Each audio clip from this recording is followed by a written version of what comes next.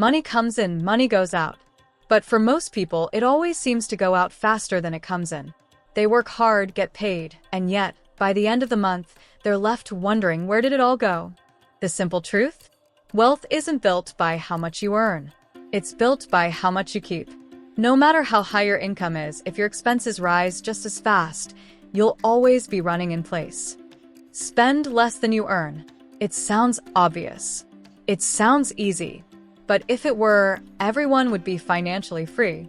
Instead, most are trapped in debt, trapped in bad habits, trapped in a cycle that keeps them from ever getting ahead. It's not about deprivation. It's about discipline. Every dollar you don't waste today is a step closer to freedom tomorrow. The only real question is, are you ready to take control? Welcome to Aspired Value, where we break down life skills to help you unlock your full potential. Today, let's talk about mastering your finances. Progress in life comes from the gap between input and output. Understanding this principle is key to financial success. Join us on the Aspired Value podcast as Andre and Chanel go break it down for you. Welcome back to Aspired Value podcast. You know, we're always pushing for progress in our life, but sometimes it can feel like we're not really getting anywhere. Absolutely. Like we're just spinning our wheels. For sure.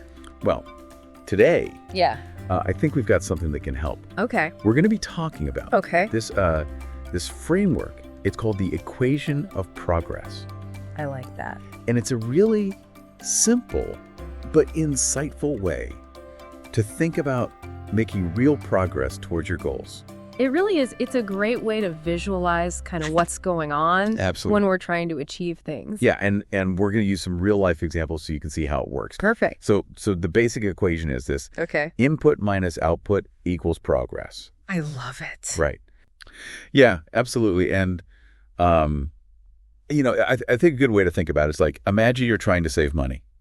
Right. Yeah. So let's say, let's call him Andre. Okay. Andre earns $3,000 a month. That's his input. Okay. But he also spends money every month on necessities, bills, rent, groceries, Right. and fun stuff too, right? Gotta have some fun. Yeah, exactly. Gotta enjoy life a little. So let's say he spends $2,500 a month. Okay.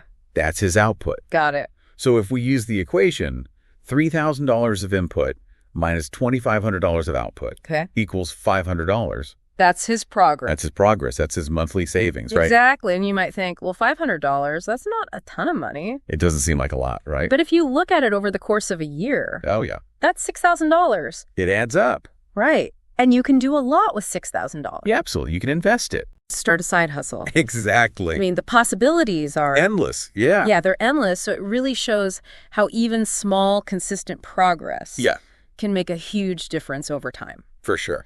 Yeah, okay, so let's look at another example. Okay. How about health? Sounds good. Let's say we've got someone named Mia. Okay. And Mia's trying to manage their weight, maybe lose a few pounds. Okay, yeah. So let's say they eat about 2,000 calories a day. That's their input. Okay. But Mia's also really active, goes to the gym, walks a lot. Okay. Maybe has a physically demanding job. Yeah, staying active. Yeah, so they actually burn around 2,500 calories a day. Wow. So what happens when we plug those numbers into the equation? All right, let's see. So 2,000 calories in. Right. Minus 2,500 out. Exactly. So we're at negative 500. So in this case, the output is actually higher than the input. Right. And that's what leads to the progress, the weight loss. Exactly. And that shows that progress isn't always about adding more, right? Right. Sometimes it's about reducing or adjusting certain outputs to reach your goals. It's about finding that balance. Yes, exactly. Right. So whether we're talking about finances, health, or any other area of life. It applies across the board. I think this equation, this idea of input and output, is so powerful. Oh, absolutely. It helps us understand how to achieve our goals. It gives you a framework. Right. Yeah. It gives you a framework. To analyze what you're doing and see what you can adjust to speed up your progress. Yeah. And I think that's a great takeaway for our listeners today. I think so too. So as you go through your week, think about those inputs and outputs in your own life, Yeah, absolutely. Maybe there are some areas where you can increase your input, like dedicating more time to a project. Yes, or maybe decrease the output, like cut back on distractions. Back on distractions. Yeah, delegate some tasks. Find ways to be more efficient. Yeah, exactly. With your time and effort. I think this equation of progress is just such a great tool to have in your back pocket, I agree. It could really help you move forward in any area of your life. Absolutely.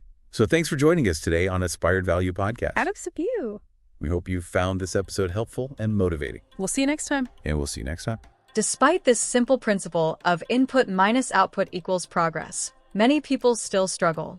We spend beyond our means, borrow for luxuries, and prioritize short-term pleasures over long-term stability. Sound familiar?